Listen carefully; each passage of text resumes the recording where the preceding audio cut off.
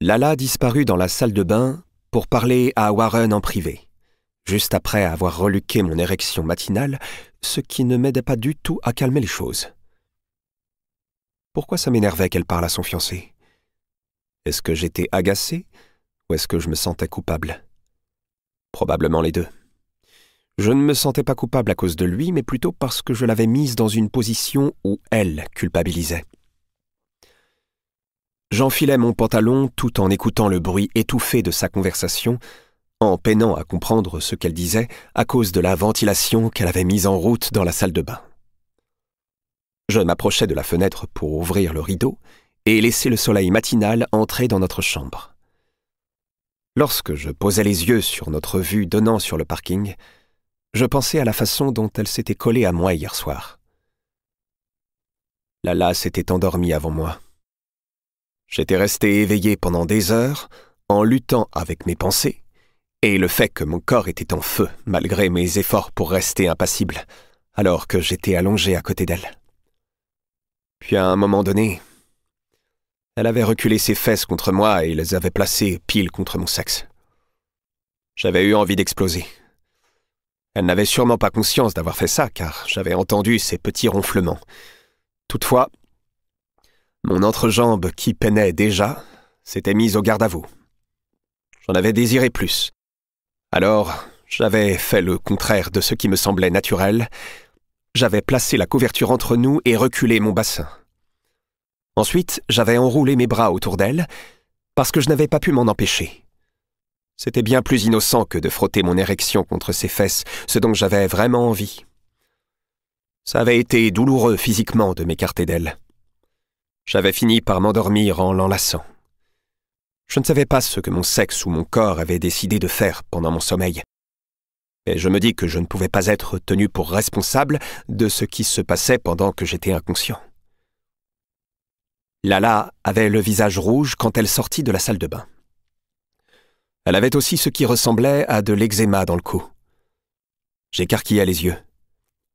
« Tout va bien ?»« Oui, soupira-t-elle.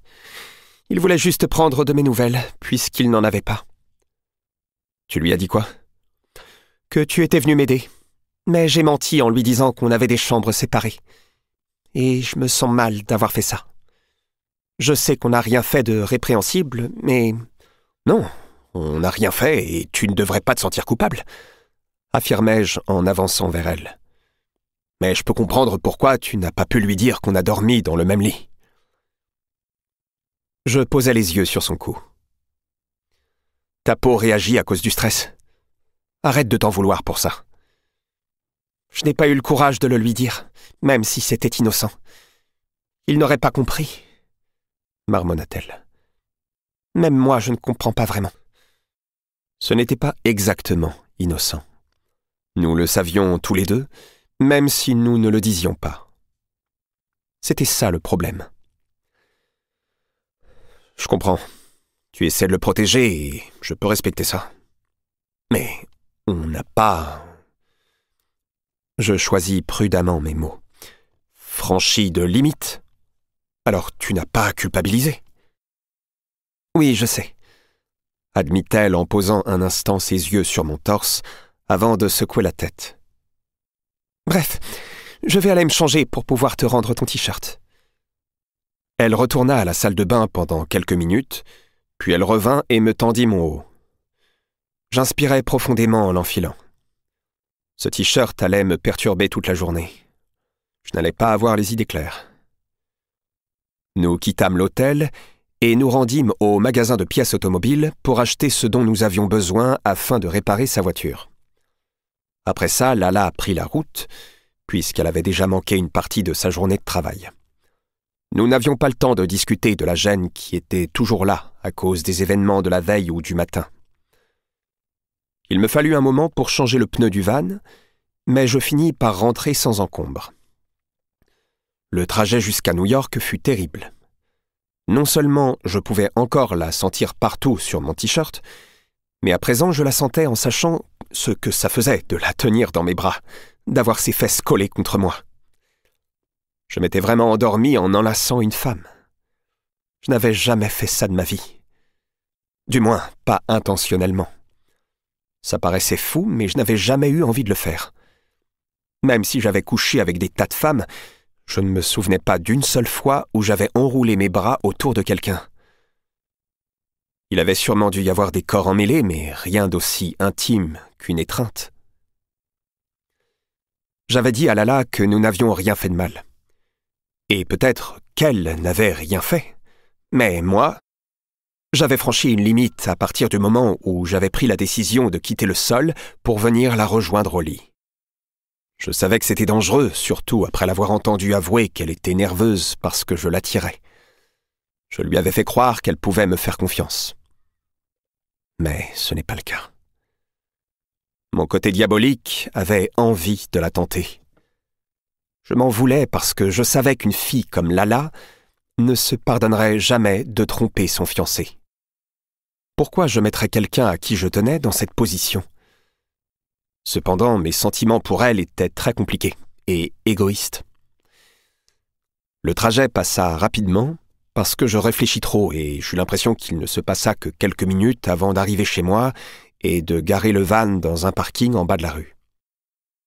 Si je pensais que la journée allait mieux se passer une fois rentré, je me trompais lourdement. Owen se précipita vers moi lorsque j'entrais dans l'immeuble. « Te voilà! Tu étais où ce matin? Et pourquoi tu ne réponds pas à ton téléphone? »« Désolé, mec, je n'ai plus de batterie. » Je n'avais pas apporté mon chargeur lors de ce séjour imprévu. Ses oreilles étaient rouges et on aurait dit qu'une veine allait jaillir de son front. « J'ai dû rater un rendez-vous important à cause d'une fuite, alors que tu étais censé être là pour la réparer. Le moins que tu puisses faire, c'est recharger ton foutu téléphone. » J'avais mal à la tête. « Il s'est passé quoi ?» demandai-je en ouvrant la porte de mon appartement. « Une fuite déviée au 410. De l'eau a coulé dans l'appartement du dessous par le plafond. »« 410 ? C'est l'appartement de Tic et Tac. Tu l'as réparé ?»« Non, je l'ai rafistolé, mais ce n'est pas réparé. Et ces deux petits morveux avaient huilé les tuyaux sous l'évier pour m'emmerder. Ils sont incontrôlables. »« Je suis désolé, mec.